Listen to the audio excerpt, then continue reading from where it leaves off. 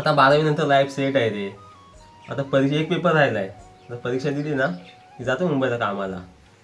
म्हणून ते अरे मग येड्या ग्रॅज्युएशन कम्प्लीट कर ना, चांगली नोकरी लागेल तुला. अरे शिकून कुणाचा भला झालाय आणि आता शिकायचं वय राहिलाय. आता कमवायचं वय आहे. आता नाही कमवणार मग कधी कमवणार. जाय ना आता 12वी. आता 12वी तर शिकलोय. लागेल चांगला जॉब मुंबईला. जॉबची काही कमी आहे काय मुंबईला. मग तू काय करतोस आता? माझा विचार झाला ITI करायची. ITI करतोयस? हम्म. कर मग. मी जातो मुंबईला. अमर बोल. अरे बाबा चल लवकर चल. थापी घेतलीस? अरे घेतलीस थापी बिपी सगळा घेतलाय. मग चल, पटकन पावडा चल. बिवडा सगळा चल पटकन चल पटकन. आईला तेव्हा शिकलं असतं तर बरं झालं असता. तेव्हा सगळी लोक सांगत होती शिक शिक. नाही आम्हाला कमवायचं आहे. काय सांगू त्या उन्हात दिवसभर उन्हात राबायला लागतोय. आता आयुष्यभर गादा मजुरीच करायची आहे. अरे ते फक्त 500 रुपये देतात.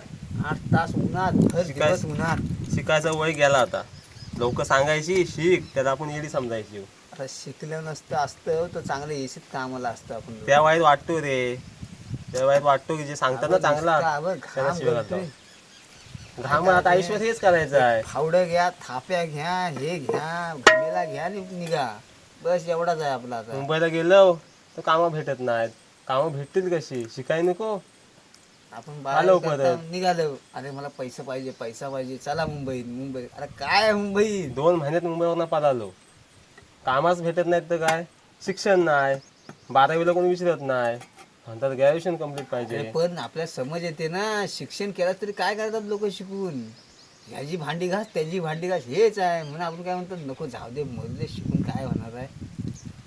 12वीला कोण विचारतोय. हे आपण हमाल्या करतो आता. पण हमाल्यातले पैसा आहे.